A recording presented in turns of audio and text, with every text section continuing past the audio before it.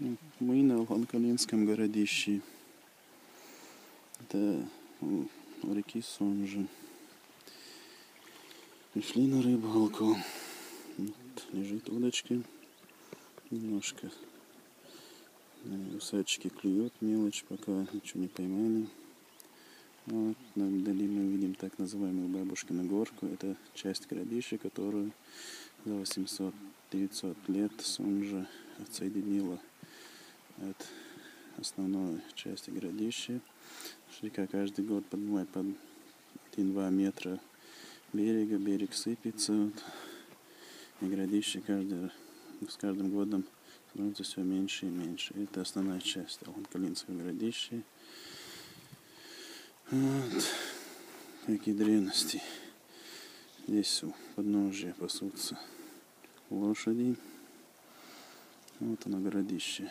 Это самое крупное городище на Северном Кавказе аланского и сарматского времени.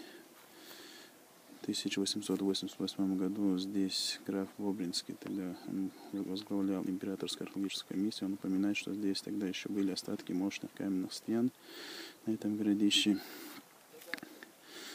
Это крупнейшее городище, даже с учетом того, что около половины его река разрушила. Даже с учетом этого, это крупнейшее городище, даже в момент его бытования оно было крупнее таких европейских столиц, как и Лондон и Париж вместе взятых. Даже та часть, которая сохранилась, она до сих пор по размерам больше даже Московского Кремля. Это такая же система, как и Кремль, что внутри крепость, цитадель города, а вокруг жили простые люди. Этот Магасский Кремль, он был еще во время Золотой Орды больше, чем современный Московский Кремль. Это даже та часть, которая сохранилась.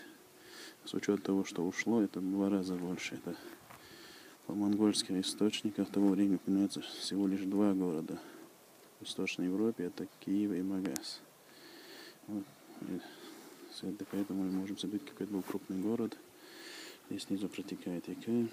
Мы, как и наши предки, сотни лет назад пришли сегодня на рыбалку. Здесь можно поймать. В основном ловится усач. Так говорят, есть сомики, есть сазан и другие рыбы. Город этот существовал в нижние слои здесь кабанского времени, до скифского и вплоть до нашествия Золотой Орды. По мнению Виноградова, здесь располагался столица Алании Магас. Все, вот это городище снизу. Здесь много керамики, костей животных.